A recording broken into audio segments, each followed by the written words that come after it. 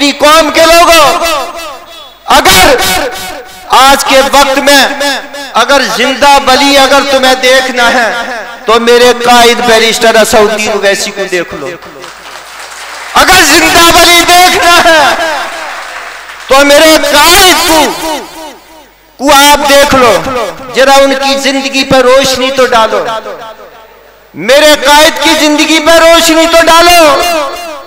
2000 kilometre पे वो मर्दे मुजाहिद रह रहा है और 2000 किलोमीटर बैठ के भी तुम्हारे दर्दों को समझ रहा है। किसी मजलूम पे, मुस्लिम पे, किसी दलित पिछड़े पे अगर जुल्म ज्यादती होती है तो उसकी रूह तड़प जाती है। उसे किसी की जरूरत नहीं है, ताकत और शोहरत की जरूरत नहीं है।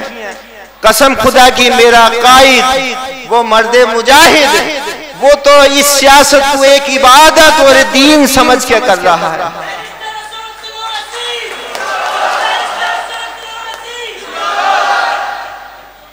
मैं गुजारिश करूंगा हाफिज वाली साहब जो हमारे पश्चिम उत्तर प्रदेश के संगठन मंत्री हैं, मैं एहतराम के साथ गुजारिश करता हूं कि वो आए और वो अपनी बात रखें।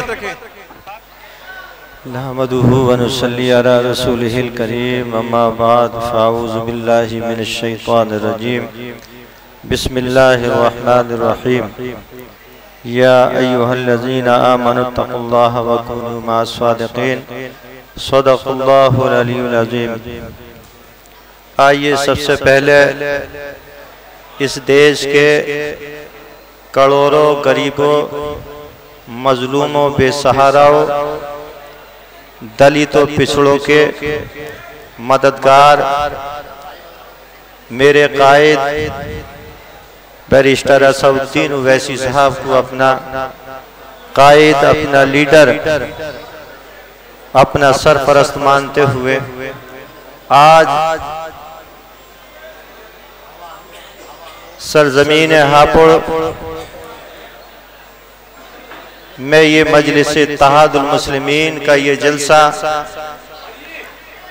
इस जलसे के जो खुसूसी मेहमान सदर मोहतरम आली जनाब महताब चौहान साहब, chief general secretary Uttar Pradesh आली जनाब शमीम अहमद तुर्क साहब,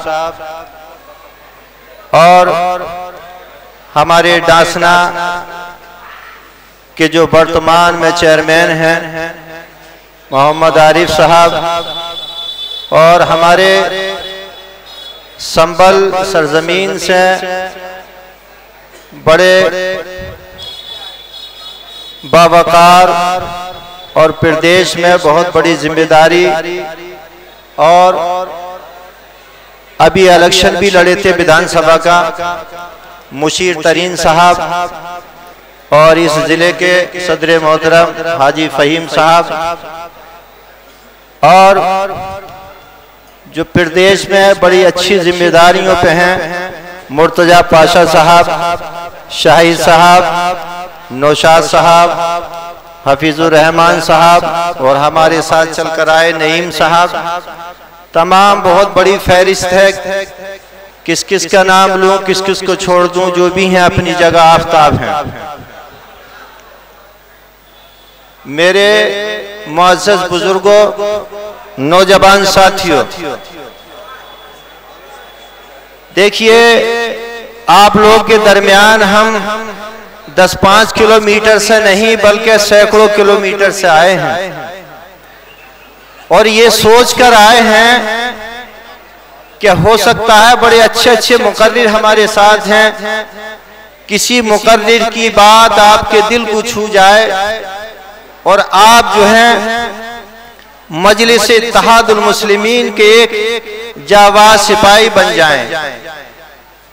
हम सिपाहियों को पैदा करते फिर रहे हैं और अपनी बात आप तक पहुंचा रहे हैं। जो पैगाम हमारे कायद बैरिस्टर असदुद्दीन ओवैसी साहब ने दिया है, उस पैगाम को गली गली, कूचे कूचे, हर नगर पंचायत में उस पैगाम को लेकर हम जा रहे हैं। और सदर मोहतरम पश्चिमी उत्तर प्रदेश महताब चौहान साहब और शमीम साहब और मेरे जो प्रदेश के सदर मोहतरम आली जनाब शौकत साहब को बेबुनियादी यानी तारीख गवाह है, जो उन्होंने बोला वो सच बोला और सच बोलने पे ये हालात हैं आज के वक्त में। मेरे गयूर नौजवानों बुजुर्गों, क्या हालात हैं मुसलमान तेरे। हम आह भी करते हैं तो हो जाते हैं बदनाम, वो कत्ल भी करते हैं तो चर्चा नहीं होता। मेरी कौम के गयूर नौजवानों, समझने की जरूरत है, न समझोगे तो मिट जाओगे। ए हिंदी मुसलमानों, तुम्हारी दास्ता तक भी न होगी दास्तानों में। मेरे नौजवानों, अल्लाह ने अपने कलाम के जरिए, उस मुकद्दस कलाम जो हमारा ईमान है, उस कलाम मुकद्दस में अल्लाह ने फरमाया या अय्युहल्लज़ीना आमनुत्तकुल्लाह वकुनू मास सादिकीन। इसका मतलब, इसका मफ़हूम, ऐ ईमान वालो, ऐ ईमान वालो अल्लाह से डरो और सच्चों के साथ हो जाओ।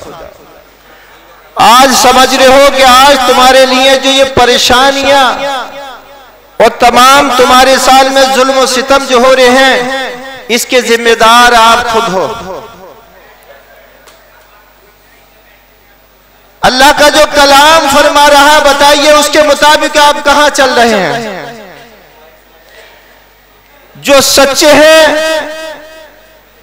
उन्हें हम झूठा समझ रहे हैं, उन पे हम इल्जाम लगाते हैं। वो कोई और इल्जाम लगाने वाला नहीं है मेरे कायद पे, वो मेरी कौम के ही नुमाइंदे इल्जाम लगाते हैं कि ओवैसी साहब बीजेपी की बी टीम है, वो कोई और नहीं है। ऐ मेरी कौम के लोगों, तुम्हारी रूह जो है ये बीमार क्यों हो गई? अरे इस रूह को तरोताजगी बख्शो। अल्लाह का जो कलाम फरमा रहा है उसके मुताबिक अपनी जिंदगी गुजार के तो देखो, कसम खुदा की तुम्हें दुनिया में भी इज्जत मिलेगी और आखिरत में भी इज्जत वाले हो जाओगे। जरा चल कर तो देखो, आज जो तुम्हारे साथ हम तमाम रास्तों में जाते हैं, अपनी दाढ़ी को कहीं छुपाते हैं, कहीं टोपी को उतार कर अपनी जेब में बैग में रख लेते हैं। कुछ ऐसे दरिंदे ऐसे जहर घोल दिए हैं हमारे ताल्लुक से कि वो कहीं भी हमारी इज्जत के ख्वाह हो जाते हैं। समझ क्यों नहीं रहे? जो कौमें 2% वाली कौमें हैं, उन्होंने प्रधानमंत्री की कुर्सी तक बैठा दिए अपने नुमाइंदे। 6% हमारे यादव भाई हैं, वो तुम्हारे हमारे बोर्ड की भीख से एक दफा नहीं 4 दफे इस पेड़ देश के मुख्यमंत्री बने। 11% जाटव भाई हैं, एक दफे नहीं 4 दफे हमारे वोटों की भीख से वो मुख्यमंत्री बने। अरे क्या हो गया मुसलमान कि तू 30% होने के बावजूद भी अपना कोई तूने रहनुमा नहीं बनाया? कैसी गफलत की नींद तू सो गया? 75 साल हो गए, तभी एक शायर ने शेर कहा, उलझ कर रह गए तफरीक के सवाल में हम।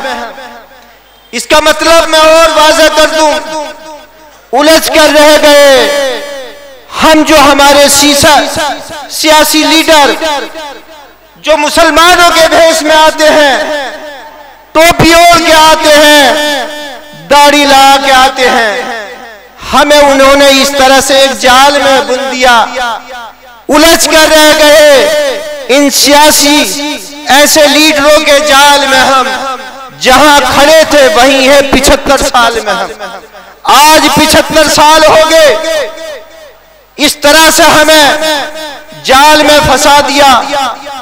और हमारे यहाँ तो जिले मुरादाबाद में ये हालात पैदा कर दिए हैं कि ये समाजवादी का आदमी है और ये बीएसपी का आदमी है, उनसे दावत आपस में यानी तीजे दफन में जाने की भी मुमानियत हो गई कि ये सपा का आदमी है, ये क्यों चला गया उसके तीजे में। हम लोगों में ऐसा इंतशार पैदा कर दिया। समझो मेरे प्यारो, इंतशार जिंदगी है, इंतशार मौत है, इत्तेहाद जिंदगी है। इत्तेहाद बनाकर रहो तभी जिंदा रहोगे, इंतशार पैदा करोगे तो मर जाओगे। इंसान एक इंसान है, इसके अंदर एक रूह है। असल क्या है? वो रूह है।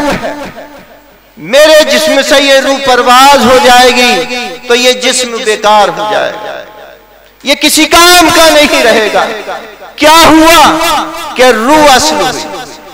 ऐसे ही देश की भी एक रूह होती है जिससे देश का निजाम चलता है। ऐसे ही एक देश की रूह होती है, उसका नाम है संविधान। संविधान से देश चलता है। संविधान को खत्म करने की सियासी ताकतों ने ठान ली है। ऐ मेरी कौम के लोगों, जब संविधान बनाने की बारी आई थी तब भी इसी कौम ने कुर्बानी दी थी कि बाबा भीमराव अंबेडकर को एक जगह से नहीं, दो दो जगह से इस्तीफा देकर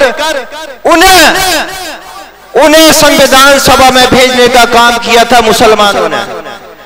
तो जब संविधान बनाने की बारी आई थी तब भी मुसलमानों ने कुर्बानी दी थी।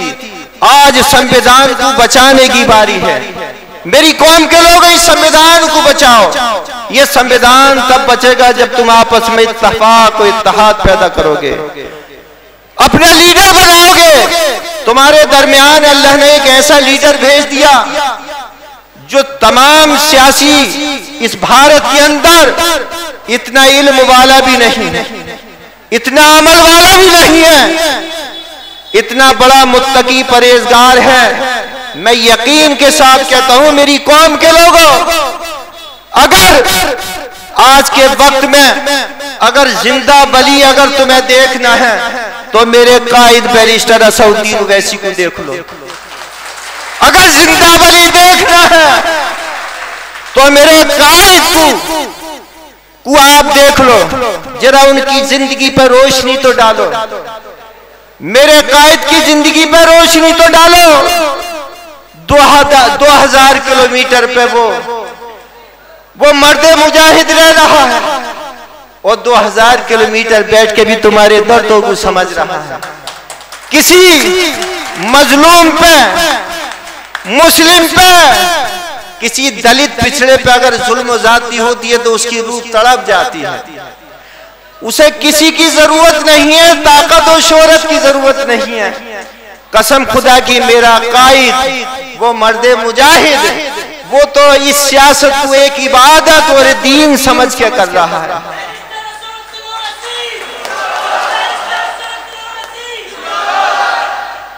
बस मेरी यही गुजारिश है मेरी कौम के लोगों, तुमसे ये भी कहा जाता है कि अरे यार ये 20% और 30% मुसलमान कैसे सरकार बना लेंगे। तुम्हें ये उलझाया जाता नहीं उलझाया जाता। हमारे दरमियान वो इस सपा के समाजवादी के जो चिड़ी मार, जैसे कि चिड़ी मार एक तीतर होता है, उस तीतर के जरिए उन तीतरों को फांसने का काम करता है। ऐसे ही मेरी कौम में इन चिड़ी मारों ने एक तीतर पैदा कर दिए हैं। वो तीतर आके ये कहते हैं कि ये 30% कैसे सरकार बना लेंगे यार 70% के सामने। ऐ मेरी कौम के लोगों ये जवाब दो कि जब 2% वाले, 6% वाले, 11% वाले 4 मर्तबा मुख्यमंत्री इस प्रदेश के बन सकते हैं तो हम तो 30% हैं। ये जवाब दो मेरी कौम के लोगों, समझो, वरना अपनी नस्लों को भी जवाब नहीं दोगे। कसम खुदा की, अल्लाह गवाह है मेरा परवरदिगार, हमारी एक एक बात में सच्चाई और हक्कानियत की हम बात कर रहे हैं। हम सुबह को जब अपनी गाड़ी में बैठते हैं तो हम ये अकीदा रखते हैं कि परवरदिगार हमारा बोलना और हमारा चलना भी इबादत में लिखेगा। कसम खुदा की, हम तुम्हें बहकाने नहीं आए, हम तुम्हें उलझाने के लिए नहीं आए, जैसे कि उन तीतरों ने मेरी इस कौम को उलझा दिया है। कसम खुदा की, हम तो तुम्हें समझाने के लिए आए हैं। मेरी कौम के लोगों समझ जाओ, जो बिना पढ़ी लिखी कौमें थी, जो हमारे आपके घर नौकरियां करती थी, जिनके रास्ते में थूकने से भी दिक्कतें परेशानी हुआ करती थी, जिनके चलने से भी जिनके पीछे झाड़ू बांध दिया करते थे, उन कौमों को तो देखिए वो कितनी जागरूक कौम हो गई कि उन्होंने इत्तेहाद किया और 4-4 मर्तबा मुख्यमंत्री बन गए। एक ये 900 साल जिस कौम ने हुकूमत की है, इस कौम को क्या हो गया? 900 साल हुकूमत करने वाली आज देखिए देश के 47 के बाद 35% सरकारी नौकरियों में ये कौम के नुमाइंदे थे। आज ये देखिए कि 1% पे ये कौम आ गई और जो 6% वाले थे हर चौथी कुर्सी पे मिल जाएंगे।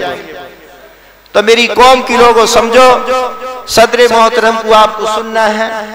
आज के वो खुसूसी मेहमान हैं हमारे साथ, चीफ जनरल सेक्रेटरी आली जनाब शमीम अहमद तुर्की साहब भी अपने आप में भी बड़े मुअज़्ज़ज़,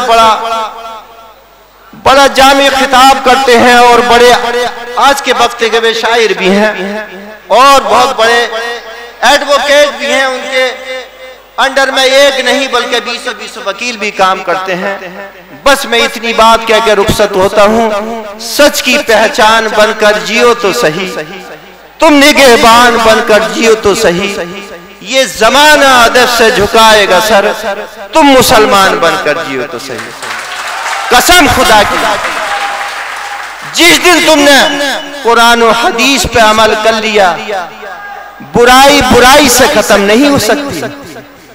मेरे आका ने दीन इस्लाम भी फैलाया है तो तलवार से नहीं बल्कि अखलाक व किरदार से फैलाया है। अखलाक व किरदार वाले बन जाओ, सच्चे बन जाओ, वफादार हो जाओ। गैर मुस्लिम भी कहा करते थे कि इन मुसलमानों को हुक्मरान बनाओ। क्यों? इसलिए कि ये बहुत ही हक परस्त होते हैं, ये हक परस्त होते हैं कि हकुल्ला पंचायत करते हैं, इसलिए इन्हें हुक्मरान बनाओ। मेरी कौम के लोगों अच्छे बन जाओ, सच्चे बन जाओ। खुदा हाफिज़। अस्सलाम वालेकुम।